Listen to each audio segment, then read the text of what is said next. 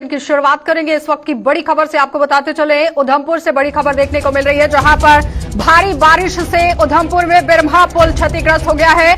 उधमपुर की life line माना जाता है बिरमहा पुल, और पुल क्षतिग्रस्त होने की वजह से वाहनों की आवाजाही पूरी तरह से प्रभावित हो गई है। और बीते वर्ष भी बरसात के समय ये पुल यहां पर क्षतिग्रस्त हुआ था, उसके बाद इस पर पूरी तरह काम तो किया गया, लेकिन एक बार फिर से बड़ी खबर और बड़ी अपडेट उधमपुर जिले से निकलकर सामने आ रही है, जहां पर लाइफ लाइन माने जाने वाला बिरमहा पुल पूरी तरह से यहां पर क्षतिग्रस्त हुआ है और आवाजाही को इस पर प्रभावित कर दिया गया है। अभी फिलहाल ये देखना बहुत जरूरी है कि आवाजाही को किस तरह से बहाल किया जाएगा, क्योंकि बीते वर्ष भी बरसात के समय ये पुल क्षतिग्रस्त हुआ था और बार बार लोगों की तरफ से भी ये मांग सामने रखी गई थी कि इस पुल को अच्छे से यहां बनाया जाए। लेकिन उसके बावजूद भी आपको बताते चले कि गृह विभाग की तरफ से इसकी मरम्मत तो की गई थी, लेकिन एक बार फिर से ये क्षतिग्रस्त हो गया है और सवालिया निशान कहीं ना कहीं लगता हुआ नजर आ रहा है। साफ तस्वीरें आप देखिए किस तरह से बिरमहा पुल जो है वो क्षतिग्रस्त हो गया है, और पिछले साल भी इसी तरह से बिरमहा पुल यहां पर क्षतिग्रस्त हुआ था। और जम्मू श्रीनगर नेशनल हाईवे की ये लाइफ लाइन माना जाता है, और अगर इस पुल पर आवाजाही बाधित होती है तो कहीं ना कहीं कल सुबह तक जम्मू श्रीनगर नेशनल हाईवे पर भी इसका प्रभाव देखने को मिल सकता है, क्योंकि जम्मू श्रीनगर हाईवे भी बंद हो सकता है। इस वक्त की बड़ी खबर आपको बताते चले कि भारी बारिश में उधमपुर के अंदर बिरमहा पुल जो है वो क्षतिग्रस्त देखा गया है, और उधमपुर की लाइफ लाइन माना जाने वाला ये बिरमहा पुल है, और पुल क्षतिग्रस्त होने से वाहनों की आवाजाही प्रभावित हुई है। और बीते वर्ष भी बरसात के समय यहां पुल ये क्षतिग्रस्त हुआ था, जिस पर ग्रिफ की तरफ से यहां काम किया गया था, मरम्मत की गई थी। लेकिन आप आज की ये तस्वीरें साफ देखिए किस तरह से ये पुल जो है वो क्षतिग्रस्त हो गया है। लेकिन अच्छी खबर यह थी कि कोई भी जानी नुकसान फिलहाल नहीं हुआ है। लगातार आवाजाही को प्रभावित कर दिया गया है, वाहनों की लंबी लंबी कतारें यहां पर लगती हुई नजर आ रही थी। अब देखना यह होगा कि अगर कल तक इसकी मरम्मत हुई है तो आवाजाही बहाल हो सकती है, लेकिन सबसे बड़ा असर जम्मू श्रीनगर नेशनल हाईवे पर इसका पड़ सकता है, क्योंकि बिरमहा पुल क्षतिग्रस्त होने की वजह से काफी परेशानियां झेलनी पड़ सकती हैं। फिलहाल जो आम लोग वहां पर इस वक्त पहुंचे हुए थे, उनका क्या कुछ कहना है, जरा वो सुन लीजिए। सरपंच यहाँ का बोल रहा हूँ, और लोगों को इतनी परेशानी होती है इस वजह से, और ये गिरफ्त करती क्या है मुझे ये समझ नहीं आ रहा है। हर साल हमें अगर ये परेशानी उठाना पड़ी और हम लोगों की ये जितनी समस्या कहाँ से हल करेंगे। और लगातार ये एक साल पहले इसका रिपेयरिंग हुई थी, गरीब वालों ने दिन रात लग के ये रिपेयरिंग की, और ये रिपेयरिंग की वो आज एक थोड़ी सी बारिश में फिर से वो जो इन्होंने काम किया था सब बह गया। और ये हमें लोगों को इतनी परेशानी हो रही है इस जगह पे, अभी तक ना कोई ग्रिफ आई है, ना ही कोई एप्लीकेशन कोई आया है, और ये इतनी परेशानी हो रही है यहाँ पे। अब हम क्या बोले, हमें ये खुद समझ नहीं आ रही है। ये पुल लाइफ लाइन माना जाता है उधमपुर की, ये पुल अगर बंद हो जाएगा लोगों का आना जाना बंद हो जाएगा। ये यहाँ का मेन पुल है, ये श्रीनगर के लिए, उधमपुर के लिए ये पूरी कनेक्टिविटी इसी पुल की पुल के ऊपर। और अगर रात को कोई हादसा होता है या कोई कुछ होता है, ये पूरी जिम्मेवारी गिरफ्त की होगी। स्थानीय लोग इस तरह से बात कहते हुए नजर आ रहे हैं कि अगर कोई भी हादसा यहां पर पेश आता है तो इस हादसे का जिम्मेदार ग्रिफ होगा, क्योंकि पहले भी मरम्मत की गई थी, उसके बावजूद भी ये पुल यहां क्षतिग्रस्त हो गया है। इसी पर ज्यादा बातचीत के लिए हमारे संवाददाता आशीष दत्त हमारे साथ जुड़ चुके हैं। आशीष, ग्राउंड जीरो पर आप पहुंचे हुए थे, लेकिन पिछली बार भी इसी जगह से ये पुल यहां क्षतिग्रस्त हुआ था, ग्रिफ की तरफ से मरम्मत भी की गई थी, लेकिन आज एक बार फिर से क्षतिग्रस्त हो गया है। आशा, बहुत बड़ा सवालिया निशान ग्रिफ पर लग रहा है, क्योंकि मात्र एक साल के अंदर दोबारा से ये पुल दोबारा से क्षतिग्रस्त हो गया है। और आपको बता दूं कि ये उधमपुर की लेटेस्ट लाइन है ये पुल, क्योंकि जितनी भी गाड़ियां हैं सारी यहाँ से होकर जम्मू की तरफ जाना है या शहरी की तरफ जाना है, उधमपुर के जितने भी स्थल साइड लगते हैं हजारों की संख्या में इस पुल का यूज होता है। और सबसे बड़ी आपको बात होगी, नॉर्टन कमांड यहीं पर है। कभी आपदा आ जाती है या इमरजेंसी होती है, इसी रास्ते का इस्तेमाल किया जाता है, चाहे वो एम्बुलेंस की बात या कुछ भी की बात। लेकिन जिस तरह से गृह विभाग ने इसको कार्य दोबारा किया है, वो सवाल ये पैदा करता है। आशा, यहाँ पे आपको मैं बताना भूल, जब हमने यहाँ पर देखा, यहाँ पे और वो पूरी जगह वहाँ पर बैठ गई है, और सबसे जरूरत ये रही है कि कोई भी उसमें गाड़ी वहाँ पर नहीं जा रही थी, नहीं तो बहुत बड़ा अफसर यहाँ पर हो सकता था। क्या लगता है आशीष कि सुबह तक इसकी मरम्मत हो पाएगी? अगर मरम्मत नहीं होती है तो जाहिर तरीके से जम्मू श्रीनगर यातायात पूरी तरह से नेशनल हाईवे पर बाधित हो सकता है। बिल्कुल, अब जितना भी यातायात है, जितनी भी गाड़ियां हैं, खासकर हैवी व्हीकल की बात करूं, वो गाड़ियां डाइवर्ट कर दी जाएंगी। सब गाड़ियों को सिटी के चाहे लोग हों चाहे बाहर के हों, अब सबको नेशनल हाईवे से होकर जाना पड़ेगा। एक मात्र रास्ता यही है। और मैं आपको ये बता दूं, अब टाइम जब ये पुल खराब हुआ था तब भी ये जो बीरा पुल का नाला है, कभी इसमें अचानक बाढ़ आ जाती है, कभी लास्ट ईयर यहाँ पर लोगों ने रुक किया था, इस नाले का उपयोग करते थे। लेकिन अब बरसात का मौसम है, मात्र 2 बरसातें हुई है, 2 बरसातों में इस पुल की जो कंडीशन है वो सुधर लोगों से नहीं है। और बरसात का भी मौसम आना पूरी तरह से पीछे है। लेकिन जिस तरह से ये जिसने कार्य किया है वो कहीं ना कहीं सवाल निशान पैदा करता है। अच्छा, और सबसे मैं आपको बड़ी बात ये बता दूं यहाँ पर कि अगर कोई आपदा आ जाती है, कोई इमरजेंसी आ जाती है, काफी बड़ा एरिया यहाँ पर लगता है। क्रीमची मानसर है, कंचेरी, लांदर, जितना भी है, जेब घाटी, सब लोग इसी रास्ते का यूज करते हैं। और मोरओवर आपको बता दूं कि जितनी भी गाड़ियां हैं, पैसेंजर हैं जो मुंबई सिटी की तरफ आते हैं, उसी रास्ते का उपयोग करते हैं। लेकिन अब लोगों को बहुत बड़ी परेशानी का सामना भी करना। लेकिन आशीष, यहाँ पर सवालिया निशान ये है कि नेशनल हाईवे है और इसकी मरम्मत जल्द से जल्द होनी चाहिए थी। आखिर क्यों इतनी देरी यहाँ पर हो रही है? देखिए आका, हम वहाँ पर आधा पौना घंटा रहे हैं, फिर उधमपुर पुलिस वहाँ पर पहुंची थी, पुलिस कर्मचारियों का कोई भी वहाँ पर अधिकारी नहीं पहुंचा। 1 पौने घंटे के बाद वहाँ पर अधिकारी पहुंचे, वो भी खाना पूर्ति करते हुए दिखे।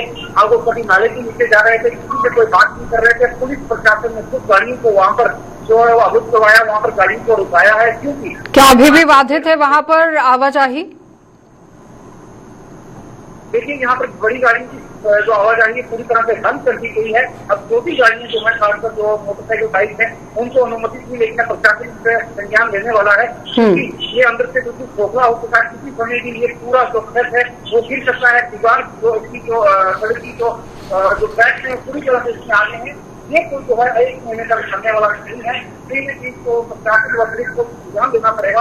आखिर ये 7 साल से ज्यादा इसकी जो है लाइफ हो चुकी है पुल की, और कहीं भी कहीं अब इसके ऊपर संज्ञान लेने की बहुत जरूरत है, क्योंकि अल्टरनेट दिखाना पड़ेगा, नहीं तो लोगों को। चलिए आशीष, बहुत बहुत धन्यवाद जुड़ने के लिए। तो फिलहाल आपने देखा कि आशीष दत्त हमारे संवाददाता हमारे साथ जुड़े हुए थे, जो पूरी जानकारी दे रहे हैं कि किस तरह से आवाजाही को बाधित कर दिया गया है। लेकिन छोटे वाहनों को यहां से निकलने की इजाजत दी गई है, 2 पहिया वाहनों को निकलने की इजाजत दी गई है। लेकिन सवाल यहां पर यह है कि पिछली बार भी ये पुल इसी जगह से क्षतिग्रस्त हुआ था और आज फिर से भारी बारिश के बाद लगातार ये पुल जो है वो क्षतिग्रस्त हो गया है। लेकिन अभी तक इस पर कोई संज्ञान नहीं लिया गया है।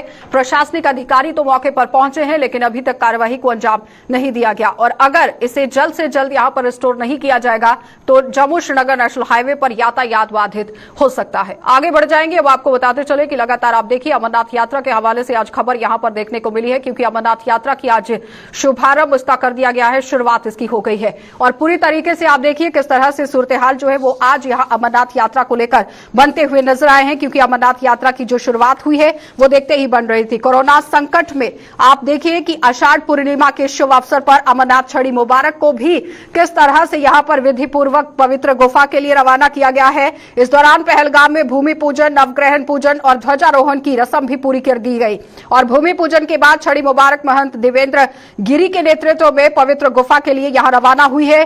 8 अगस्त अमावस्या के दिन पूजन के लिए यहां छड़ी मुबारक यात्रा ऐतिहासिक शंकराचार्य मंदिर जाएगी और अगले दिन 9 अगस्त को हरि पर्वत श्रीनगर स्थित मां शारिका भवानी के मंदिर यहां पूजा अर्चना होगी। और दशनामी अखाड़ा श्रीनगर में स्थित श्री अमरेश्वर मंदिर में 11 अगस्त को छड़ी का पूजन कर वहां इसे स्थापित भी किया जाएगा। आज जैसा हम जानते हैं कि प्रातःकाल श्रावण मास की, आषाढ़ मास की ये पूर्णिमा थी, और लेकिन मुहूर्त समय उसका कम था।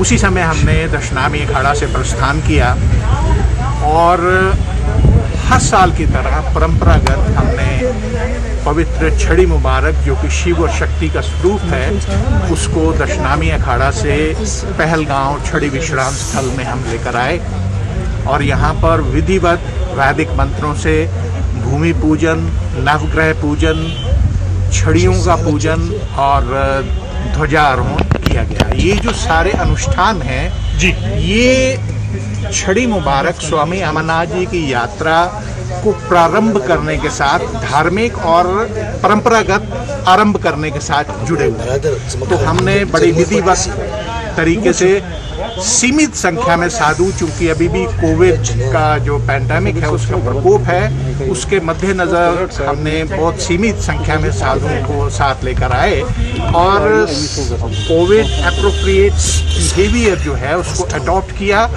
और लेकिन जो हमारा पूजन विधिवत हमेशा से होता है परंपरागत, वो हमने अच्छी तरह से वैदिक मंत्रों से वो हमने। कोविड-19 के कारण जो यात्रा नहीं हुई उसके कारण हम लोग निराश तो हैं, फिर भी हमारे जो छड़ी के दर्शन हुए बहुत अच्छा अनुभव रहा और बहुत अच्छा लगा।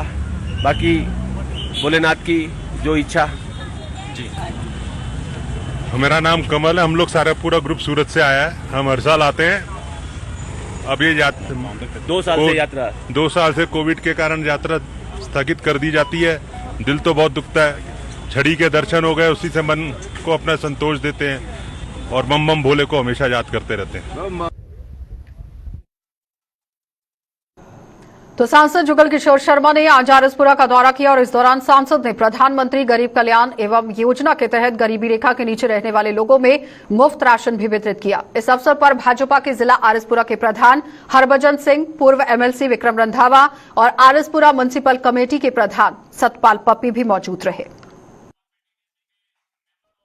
गरीब कल्याण अन्न योजना के माध्यम से नरेंद्र भाई मोदी जी ने जो फ्री में राशन देने की जो घोषणा की थी वो कारगर सिद्ध हो रही है। इसका बहुत बड़ा लाभ जो है वो जम्मू कश्मीर की जनता भी और गरीब जनता जो है वो ले रही है।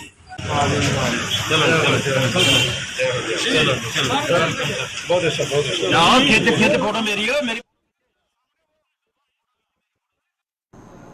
तो सीमा के उस पार से आने वाले ड्रोन को लेकर शिवसेना डोगरा फ्रंट ने जम्मू में प्रदर्शन किया और प्रदर्शन की अगुवाई कर रहे शिवसेना डोगरा फ्रंट के प्रधान अशोक गुप्ता ने कहा कि पाकिस्तान की ओर से करीब 22 बार जम्मू में ड्रोन हमले के प्रयास किए गए हैं, लेकिन इस गंभीर मुद्दे पर चर्चा के बजाय विपक्ष यहां फोटो की बात नहीं हो रही है। ये फोन टैपिंग का मामला है और फोन टैपिंग मामले को लेकर संसद में हंगामा चल रहा है। लेकिन आज यहां पर पूरी तरह से डोगरा संगठन की तरफ से भी ये बात करने की कोशिश की गई है। डोगरा फ्रंट आज अपने मुद्दे को सामने रखता हुआ नजर आया कि अगर संसद के अंदर फोन टैपिंग का मामला उठ सकता है तो ड्रोन को लेकर चर्चा क्यों नहीं हो रही।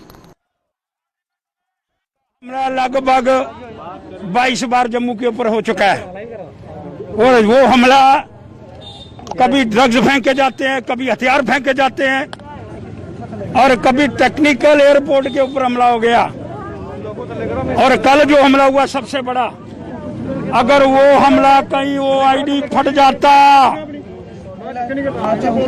अगर वो आईडी फट जाता सारा जम्मू तबाह हो जाता। और हम बात क्या कर रहे हैं, जासूसी कांड के अंदर प्रधानमंत्री पाकिस्तान का टेलीफोन आ गया है। इस पर बहस नहीं करना चाहते कि पाकिस्तान लगातार हमले कर रहा है ड्रोन के माध्यम से।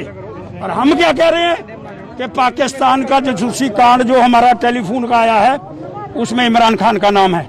इसलिए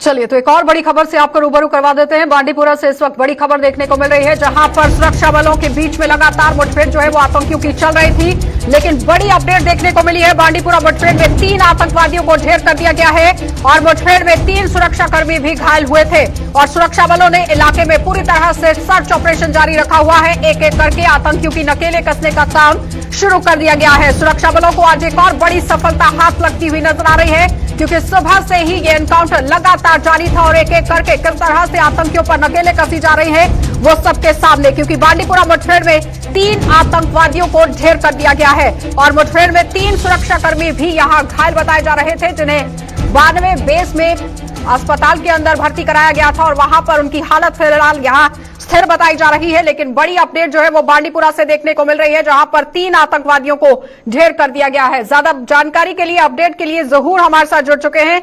जहूर, जिस तरह से 3 आतंकवादियों को ढेर करने की खबर सामने आई है, फिलहाल इस वक्त क्या एनकाउंटर वहां पर चल रहा है, सूरत हाल क्या है? अच्छा, बिल्कुल, अगर हम मॉर्निंग से ही बात करेंगे, मॉर्निंग से जो है जो गन स्टार्ट हुआ था शोक बाबा फॉरेस्ट एरिया में, अभी जो है फायरिंग का तबादला जो है कंटिन्यूस जारी है। देर पहले ही जो है मिलिटेंट को जो है न्यूट्रलाइज किया गया है, थोड़ा और ये जो मॉर्निंग से जो हमने पहले ही बताया 4 से 5 जो मिलिटेंट इस एरिया में जो है इनकी प्रेजेंस बताई जा रही थी। अभी जो तीसरा मिलिटेंट हुआ है वो अरगाम फॉरेस्ट एरिया में हुआ। दूसरा विलेज है इसी शोक बाबा के एरिया में जो फॉरेस्ट बड़ा फॉरेस्ट एरिया है।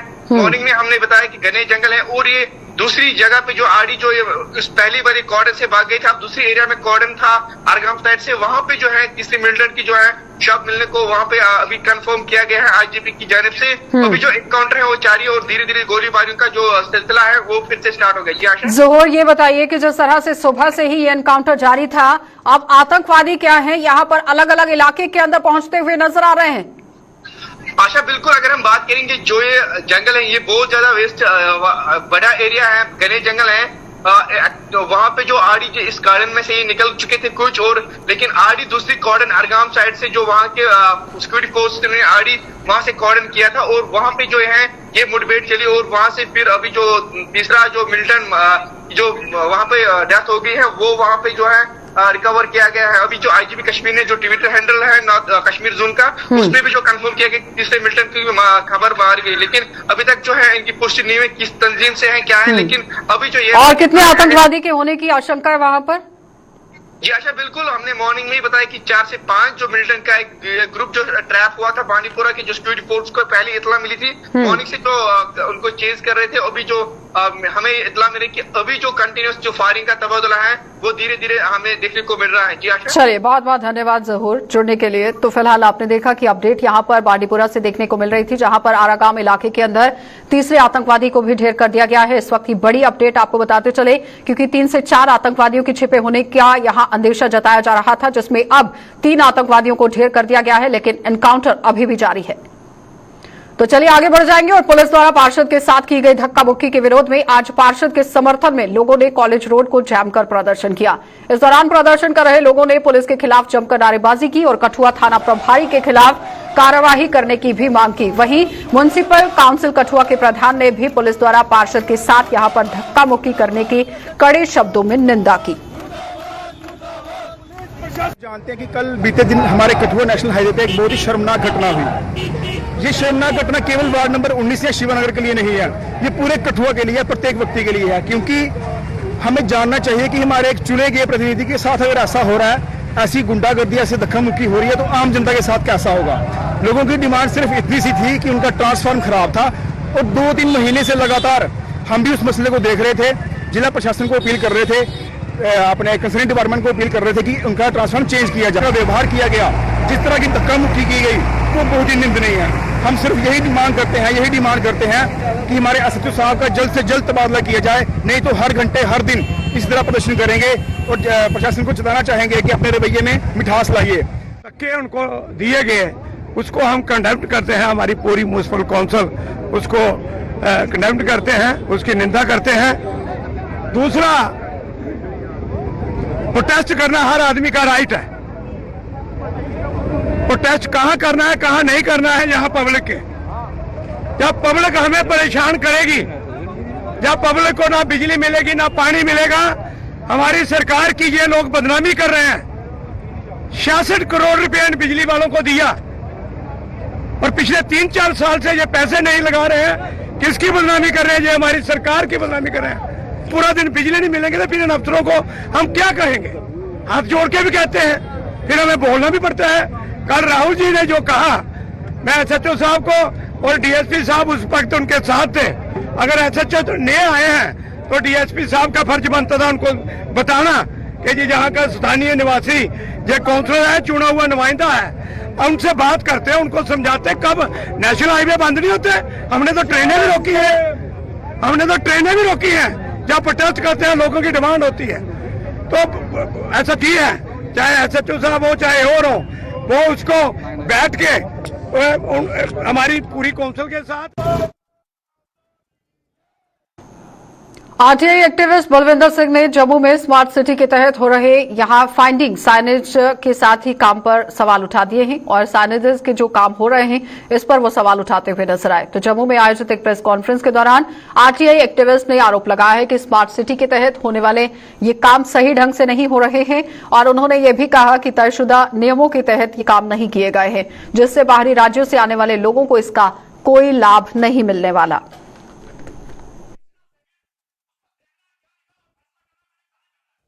लोगों को, जम्मू वासियों को ये बताना चाहता हूं कि जम्मू में जो स्मार्ट सिटी का प्रोजेक्ट 1200 करोड़ के करीब का प्रोजेक्ट है, इसमें 52 प्रोजेक्ट ऐसे हैं जो अभी स्टार्ट किए गए हैं। उनमें सिर्फ 2 ही प्रोजेक्ट अभी 90-95% कंप्लीट हुए हैं।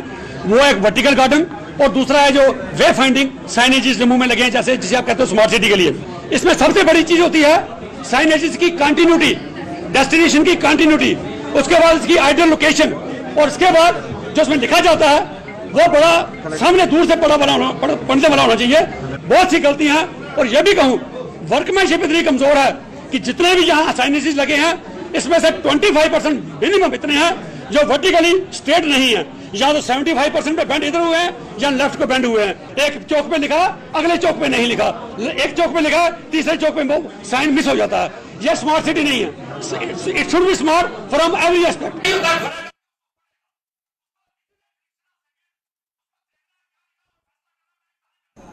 चलिए अब आपको डोडा से भी एक और बड़ी खबर दिखा देते हैं, जहां पर एक बार फिर से सड़क हादसा देखने को मिला है। बटोत के चकवा नाले में यह सड़क हादसा पेश आया और सड़क हादसे में एक की मौत हो गई है और 3 लोग घायल हो गए हैं। और मरीज को लेकर डोडा से जम्मू ये एम्बुलेंस जा रही थी और घायलों को इलाज के लिए यहां पर अस्पताल के अंदर भर्ती करा दिया गया है। फिलहाल इस वक्त की बड़ी खबर जिला डोडा के अंदर से सामने आ रही है। आपको बताते चले बटोत से ये पूरी खबर देखने को मिल रही है, जहां पर बटोत के चकवा नाला में ये बड़ा सड़क हादसा पेश आया है। जिला डोडा के बटोत इलाके की बात हो रही है। सड़क हादसे में एक की मौत हो गई है और 3 लोग घायल हो गए हैं और मरीज को ये डोडा से जम्मू लेकर एम्बुलेंस जा रही थी और एम्बुलेंस यहां पर हादसे का शिकार हो गई है। और एम्बुलेंस का नंबर आप देखिए JK 068241 नंबर की ये गाड़ी थी जो हादसे का शिकार हो गई है। मौके पर वहां पर पुलिसकर्मी पहुंचते हैं, गाड़ी को रेस्क्यू किया जाता है, इन लोगों को बाहर निकालने की कोशिश की जाती है और जाहिर तरीके से यहां पर अब कार्रवाई शुरू कर दी गई है कि किन कारणों की वजह से ये एम्बुलेंस यहां हादसे का शिकार हुई है।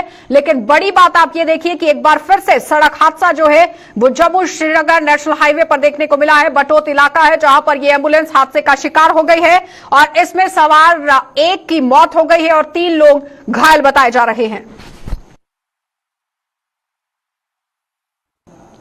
तो टोक्यो ओलंपिक के दूसरे ही दिन भारत का खाता खुल गया है और देश की सबसे बड़ी उम्मीद यहां मीराबाई चानू ने वेट लिफ्टिंग में रजत पदक जीतकर भारत का खाता खोल लिया है। और चानू ने 49 किलोग्राम महिला वर्ग की वेट लिफ्टिंग स्पर्धा में रजत पर कब्जा किया और वहीं जम्मू में टोक्यो ओलंपिक में भाग लेने वाले भारतीय खिलाड़ियों का मनोबल बढ़ाने के उद्देश्य से नेहरू युवा केंद्र संगठन जम्मू द्वारा चेयर फॉर इंडिया रैली का भी आयोजन किया गया, जिसमें बड़ी संख्या में युवक और युवतियों ने भाग लिया।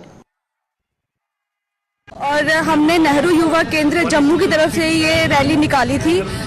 हमने अपनी जो टीम इंडिया टोक्यो गई है ओलंपिक्स खेलने के लिए उसको टीम इंडिया का मनोबल बढ़ाने के लिए हमने ये रैली निकाली थी। हमारी जो ओलंपिक्स थे जो पिछले साल होने थे कोरोना की वजह से नहीं हो पाए, इस साल जापान में इसका आयोजन हुआ है तो उसको हमने चीयर करने के लिए अपनी इंडिया टीम को, इसके लिए हमने ये रैली निकाली थी।